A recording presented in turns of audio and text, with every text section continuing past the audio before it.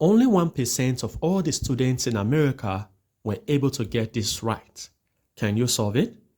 In this video, we're going to find all values of x, given that 9 to the x minus x to the 4 is equal to 65. Well, our first step will be for us to simplify the left-hand side. 9 is a perfect squared, which means it can be written as 3 squared. And it is raised to the power of x. Minus, now I'm going to be simplifying this into x squared all raised to the power of 2. The reason is because from indices, when I have, for example, a to the power of m times n, this is the same as a to the power of m times n, which means the powers multiply. So when I multiply this, 2 times 2, I get back 4. And this is equal to 65. And for what I explained here, since the powers multiply, that means we can switch the positions of the power and the result will remain unchanged. So let's switch the positions of the powers here. So this becomes 3 to the x all raised to the power of 2 minus, this is x squared all raised to the power of 2. And this is equal to 65. Now notice something, that the expression on the left is now in the form of difference of two squares.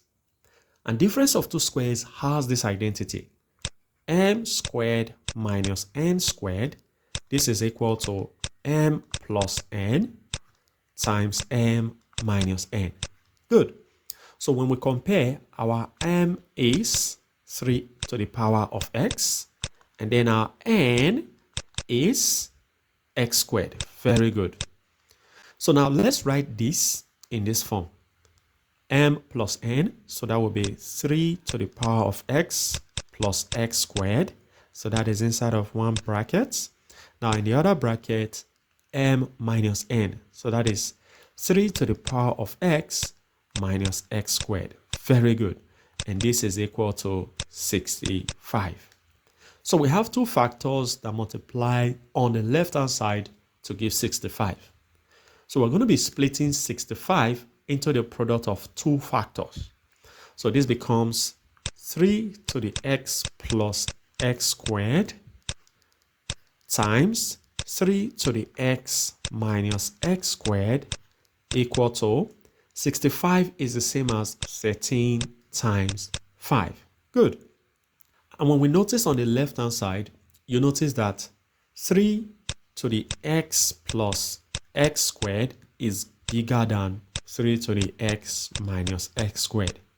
So when we compare, we take the bigger value on the left, which is 3 to the x plus x squared, and say let that be the bigger value on the right, that is 13. And the smaller value, which is 3 to the x minus x squared, be equal to the smaller value here, that is 5. And when we subtract the two equations, what do we have? 3 to the x minus 3 to the x is 0.